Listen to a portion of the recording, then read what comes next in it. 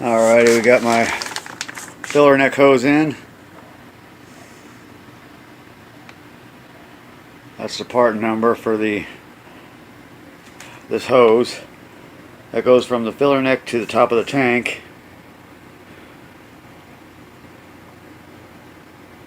There we go. This came from O'Reilly's, since Advanced didn't have them. There's UPC. Alright, so that's the filler neck hose, and then I went in here and I prettied it up a little bit in here. Up under here, got it all cleaned up, shined up.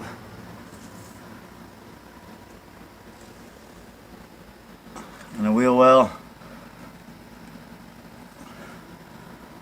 all prettied up. And of course we got that blue. Almost dropped my drop light.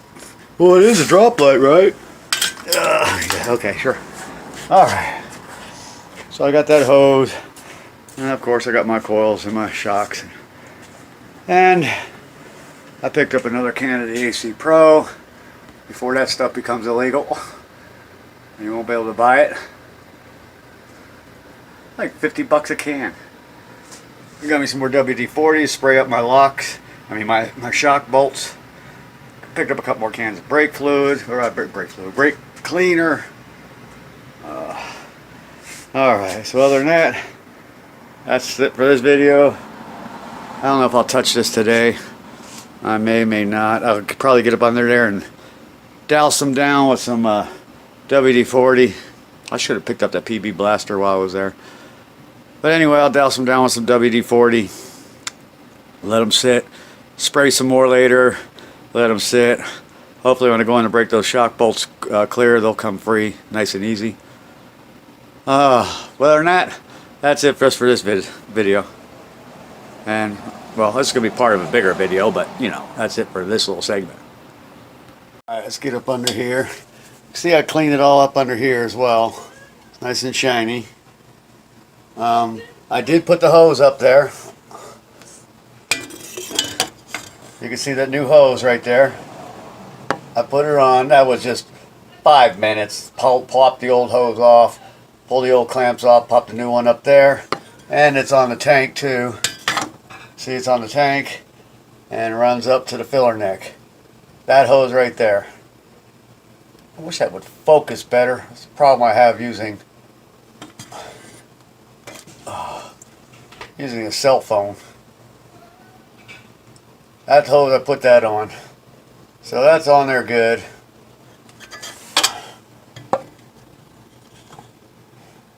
There we go. Clamp on the tank on the bottom near the white label, and the clamp on the filler neck at the top. So those are on. As far as the shocks go, I got the bolts. I had them lubed up. Let's see if we get up in there. Oh, I lubed up the bolts. It's the bottom bolt there. Hold on a sec.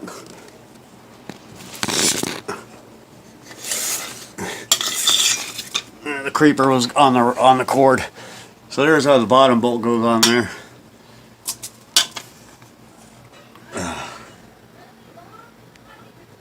There's the bottom clamp on that. But the shock's up the top there. You follow the shock up to the bolt.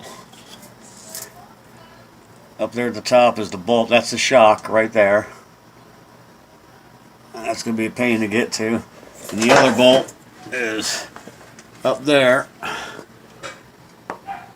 You can see it's sticking out up there. I gotta get that off. I got the bolts on both shocks WD-40'd up. So,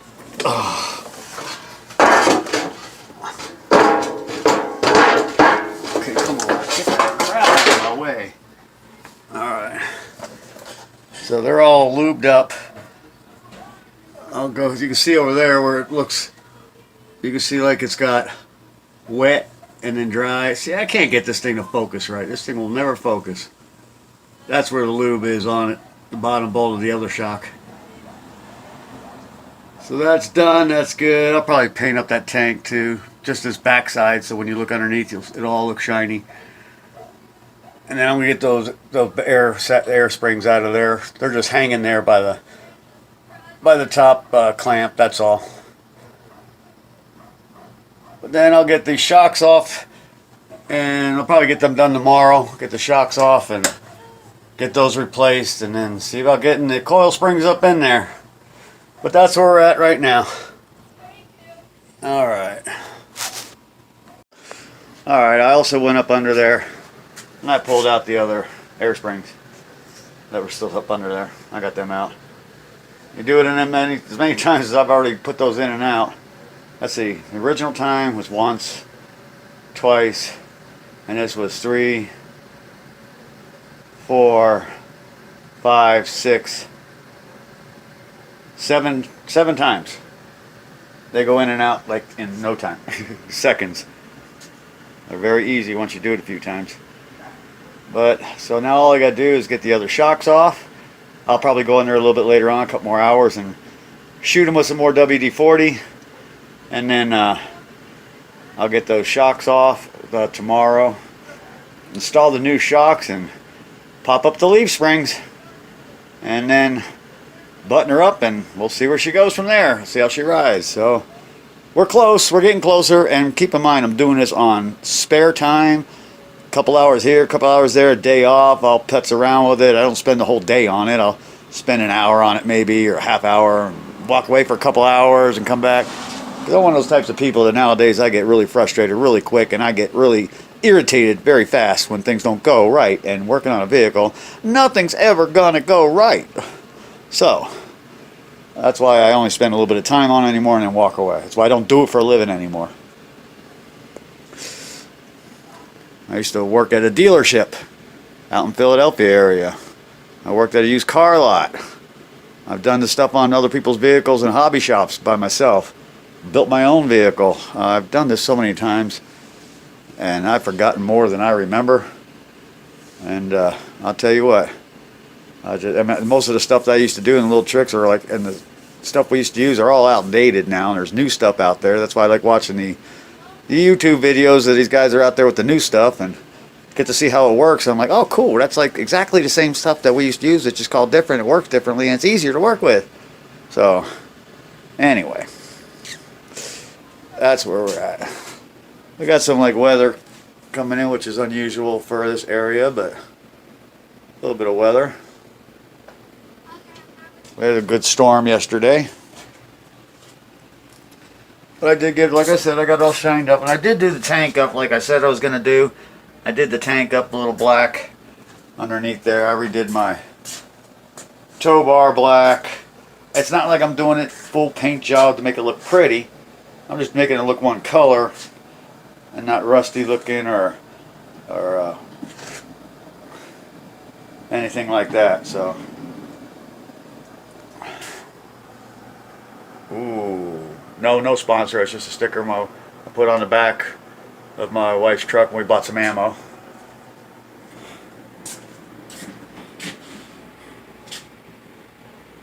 No sponsor. I don't do sponsors. Well, I would if I ever got to that point, but I won't do enough jobs out here on autos to get a sponsor. So, but anyway. That's not what I'm doing this for. I'm doing this for Joe Schmo who doesn't know, but needs to get the vehicle to go. You know, simple little things, just so anybody who doesn't know what the hell they're doing can get in there and actually do it, just by me showing them. You know, so that's the only reason I'm doing this. Just for assistance to help people out. And let's get that out of the way. Oh, there we go. Here's the shock. All pretty. Oh, by the way, I did wax it and buff it. Sorry, that's just me. I waxed it and buffed it. Those are the old air springs. Those are the new ones I didn't put in. I'm probably going to sell those on Let Go or Facebook Marketplace or something like that. Let them go pretty cheap. Only because when you buy those new, they come with the big O-ring and then the two little O-rings that go onto the solenoids. I'm leaving the O-rings, little O-rings on the solenoids. I'm going to grease them up, cellophane them up, real tight and zip tie them up top. That way I preserve those O-rings in case somebody else wants to put it back. But so it's not going to come with the big O-ring, which is that one right there. That goes in there. And then the two little ones that go around the solenoid, the outer and the inner. It won't come with those. And I've had them up in there already. So they're kind of considered used, but they've never had any, they've never been inflated. They were pulled out of the box, put up in there, taken out, put up in there, taken out, and that's it. That's all that's ever happened to them. So they're still brand new. They just look a little used. I'll clean them up a bit and make them look nice, but still, I won't sell them for full price, that's for sure. I'll sell those. And then I've got over here tires I put up for sale. They're like brand new. Right here. They're like brand new tires. The reason why I say they're like brand new, they got about 100 miles on them, that's about it. But see that? Look at that tread. That tread is good. Got some good tread. And I got them all cleaned up. Like I said, we did have some rain, so there's water in the bottom of both of them. But they're Trail Finder all-terrain tires, and they are 265/70R17s. They came off my Expedition. I bought those temporarily because I had two balding tires on the front, and I just needed two tires quick, so I grabbed these. I paid about $150 for these two together, both total, and slapped them on there. They did great, but less than, I would say, about 100 miles. And then I went and bought the 5 that I got on my truck now, the 4 and around the tires, and one brand new spare. And I put those on, took these off, and I figured I'd sell them because they're almost new. Like I said, less than 100 miles, excellent tread, quiet sounding going down the road. Hey, it's probably, I got them up on Facebook Marketplace and Let Go, or Offer Up. That's where I got them. Offer Up, $75, both of them, half price. So basically, buy one get one free. So that's, nobody's ever, I got one person made an offer. All he did was speak Spanish, so there was no communication there. I sent him a message, said English question mark, and he never responded. So anyway, but that's that. Well, that rainbow has since gotten brighter, and if you can see it, it's made a double rainbow, one light, one over top of it. Can't see the double over there as much as you can see it over there. Can't really see it on the camera as much, but it's getting brighter. The second rainbow right over our house here. And the second thing is, Chevelle is coming out and he wants you to play hide and seek. Okay, just another tiny little short video of my work environment. Okay, this is my work environment. Look, I'm here to go through. Got the truck right there, and I got the wall right there. There's the corner. Okay, so that's how much room I got to get through there. You got the truck right there, and the wall right there. Okay, and when you come out, this is what you're looking at. This is the truck, the back of the truck, jack underneath. There's my drop lights hanging under there, and then when you go down this side, there's not much room down this side.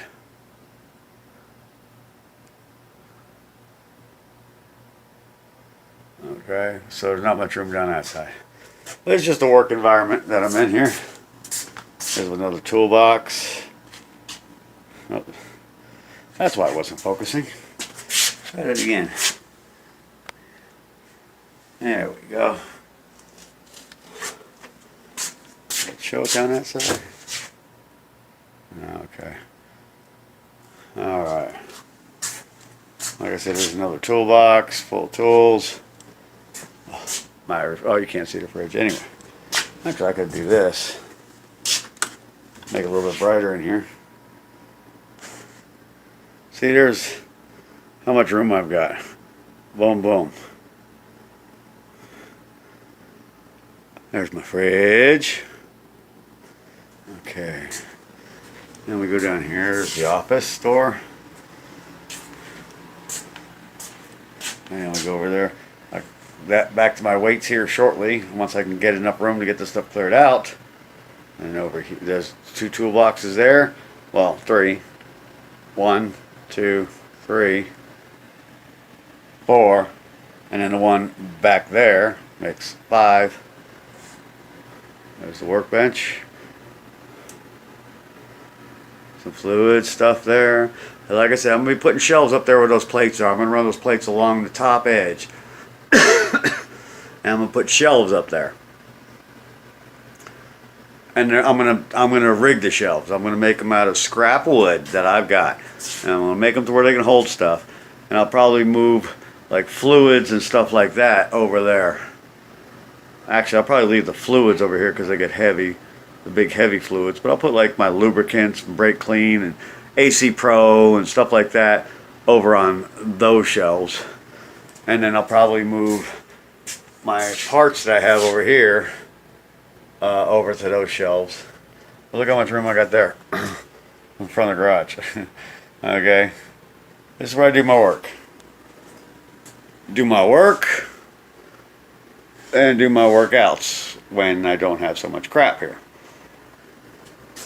But anyway, well, there's a differential cover. It was actually a wrong cover when I bought it. It was supposed to fit my truck, but it was the wrong one.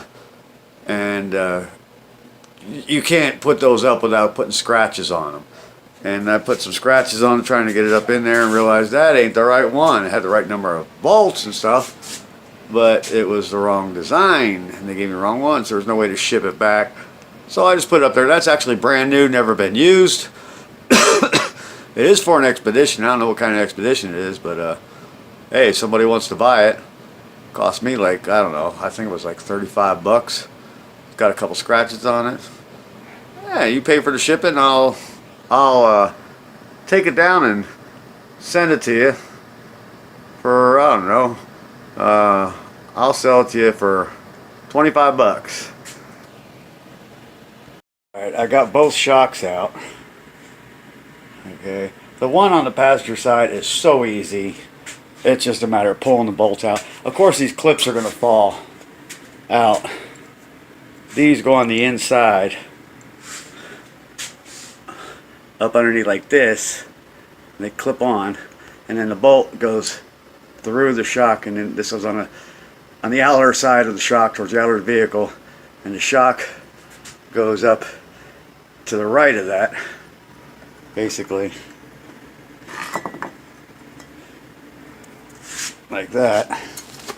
The shock will go up in here like this. And then the bolt comes through the right side of the frame, the shock mount, into that piece. Okay? And that's what holds the top part of the shock up there. Now, I do clean up everything when I take it apart. Matter of fact, there's the other one. Right now, I'm just painting it up a little bit. Make it brighter.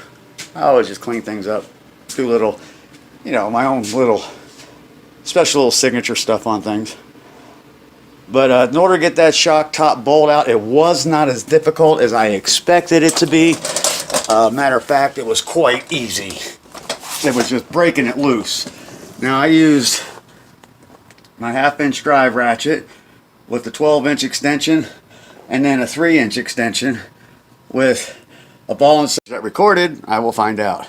But in order to get that top shock out, 1/2-inch drive ratchet, and I used a 12-inch extension with a 3-inch extension on it, and then a ball and socket impact swivel with an 18mm impact deep well. In order to break it loose, I had to take the swivel off, okay, in order to get a straight on shot to break it loose. But I had my ratchet pointing up, so my arm was up there pulling just very little so I can keep it dead on to the top of that bolt. Then once I broke it loose, I pulled the ratchet out, I put the swivel on, and then I was able to put the ratchet up over the lines and still have the ratchet down here and working it here. Although it did bounce against this, another 3-inch extension would have been nice, but not necessary. But as you can see, I don't know if it'll let me do that. There we go. You see right there, I can't see the camera what I'm shooting at. There we go. Right here is where that clip goes up, and then the shot goes in here. That's where the shot goes, and then the bolt comes through here in the top from the outside in to that nut, which will be on the outside. Now on the bottom mount, the bolt goes this side. The bolt goes through here, and then the nut goes on the other side. Okay, same thing on the other side.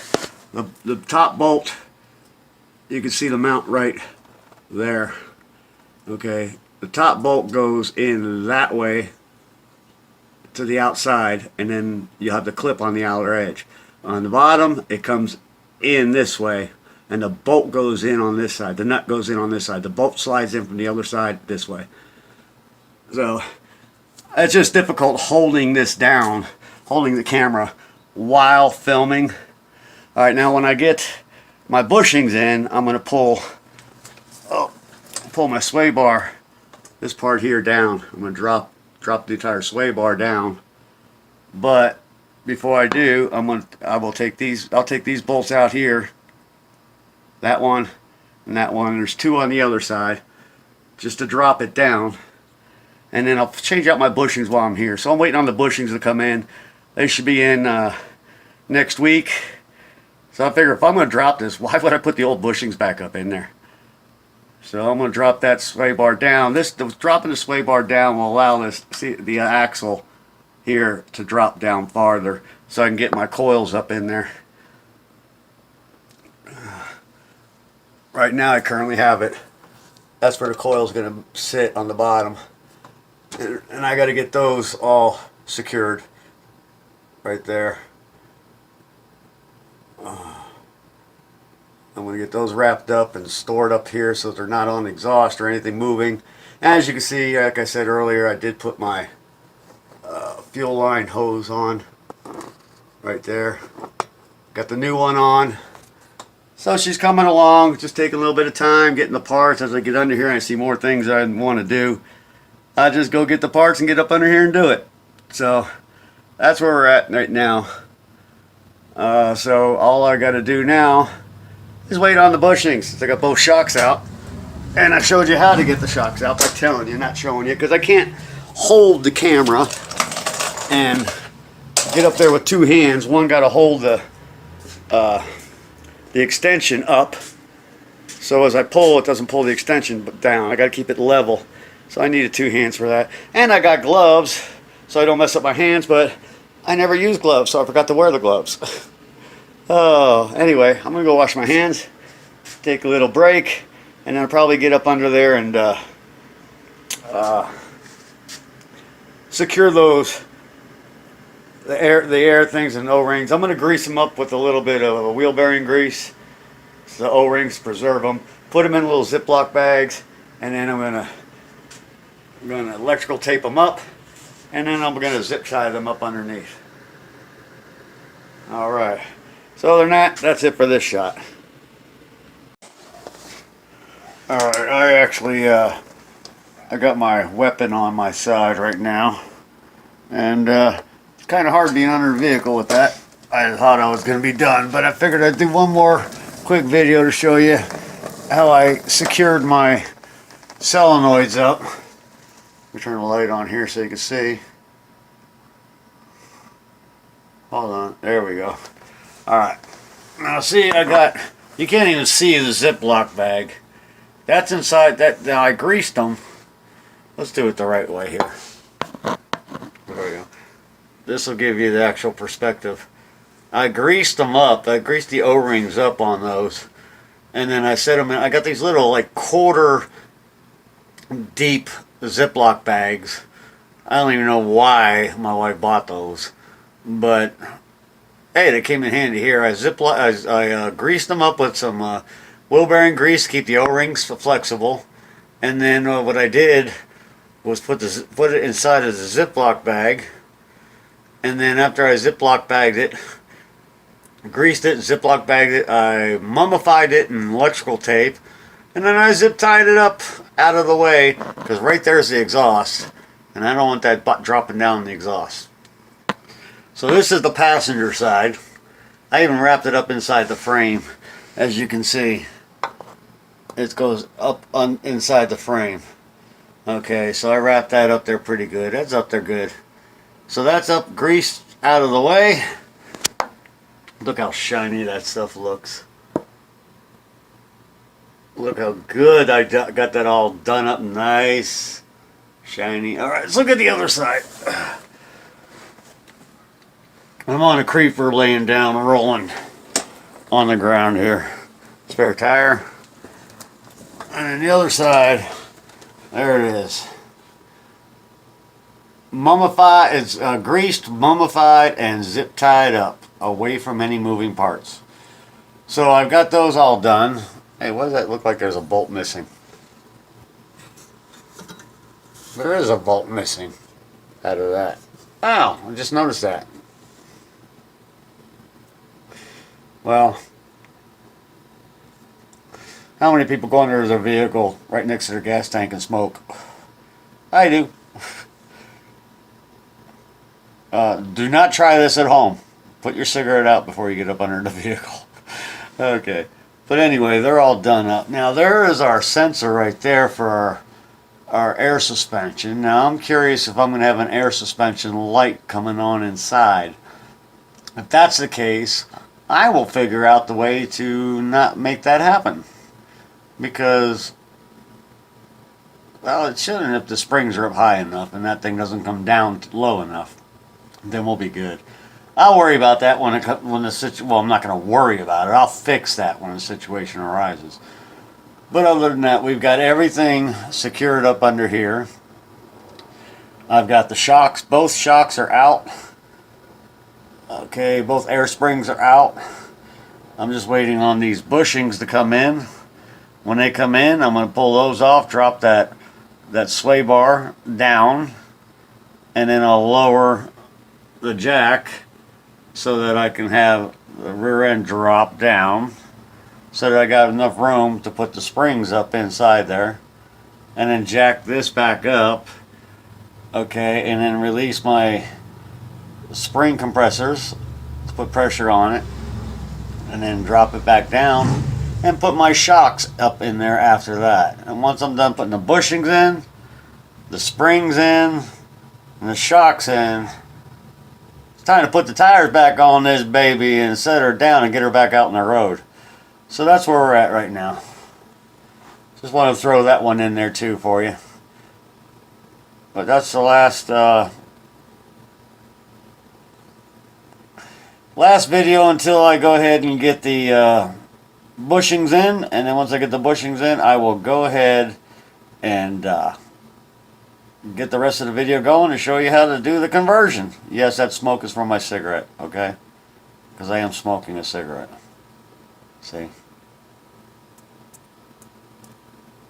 People step in my garage, they say, "Oh, you got an ashtray?" I say, "Yeah, you're standing in it." Especially when I'm working on a vehicle, because I sweep this garage up constantly anyway. As you can see, I did the tank. Well, it's not the tank right there as much as it is the... Well, that is the tank itself, but I got that cover over there and everything else. But yeah, anyway, that is where we're at. Okay, so, and I did clean up my differential cover. Painted that some time ago when I redid the rear end. There was a whining noise in the back, and I was like, that sounds like rear end to me. So what I did was decided to pull that cover off to see what was going on. It took like an act of God to get that cover off. When I popped the bottom open, nothing came out of it except for a couple drips. and I opened it up and it was almost empty. So I was like, oh no, that's not good. So I bought that differential cover that I showed you in an earlier video. Actually, not on this one. I did that on mine. But this one here, I decided, you know, I'm going to paint it up. So I pulled it off. I sanded it all down, got the rust off of it and everything else. Primed it up, painted it the color of the truck, although it's a little bit brighter than the color of the truck, but that's what the color of the truck was supposed to be by factory. And then I put the black bolts back in it. And you can see how the paint's starting to crack on it. That's okay. I'll touch it up one day. No big deal. It's under the truck. But, and I filled it back up with full synthetic, just like its tags state needs to be. I went by the tags. One there, and there's one over there. See that black one hanging down there? Okay, I went by those tags, and I put the right full synthetic fluid in, gear oil, along with the limited slip additive, because this is a limited slip. I put the limited slip additive in, and then I put the sealer on and bolted it back up, and then I did the same to my truck too. My truck did have quite a bit more rear end fluid in it than this one did. This one had like none in it, and then when I put it all back together, it kind of quieted down up there. I didn't hear that whining going on anymore. So it's a good thing I caught it when I did. But anyway, that's all fresh fluid up in there. That's why it looks so good. But pretty much by the time I get these coil springs in here, this whole rear suspension, I get the coil springs and the shocks up in here, this whole rear suspension I'm going to have redone. I will have redone it all, including the differential. So should have no ass problems going forward. Should not have any. That doesn't mean I won't have any, but I'm not looking to expect any. So that's where we're at now. Like I said, everything is buttoned up there, secured up nice and neat. Get that out of the way there. All electrical taped up. There we go. All electrical taped up. That's the solenoid right there that goes into the airbag. And it's all zip tied up there, nice and neat, so it doesn't hang down and bang against anything or get anything screwed up. And then we've got where our mount's going to go. That's going to be the top right there of our, let's put it that way, the way in perspective there. That's going to be where the top of the coil spring goes, right there. And the bottom of the coil spring is going to go right on that hump right there. Right there. And the rubber is going to go up top.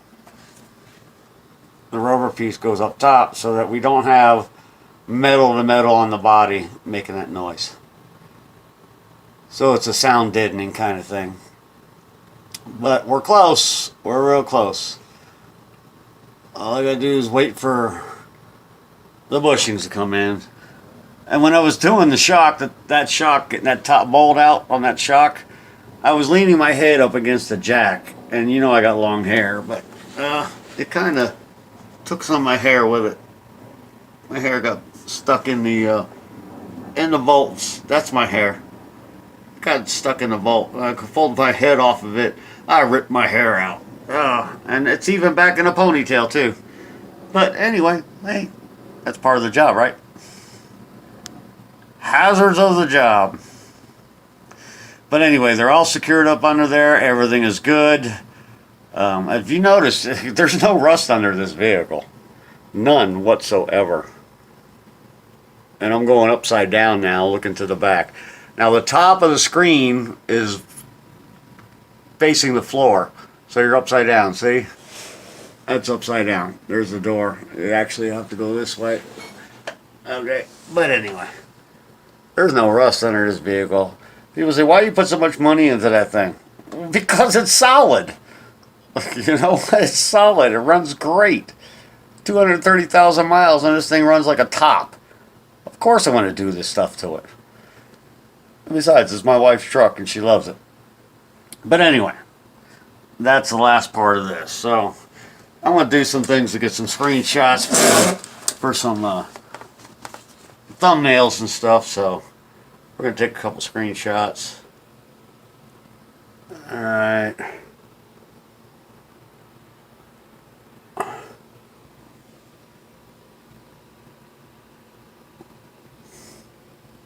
Alright.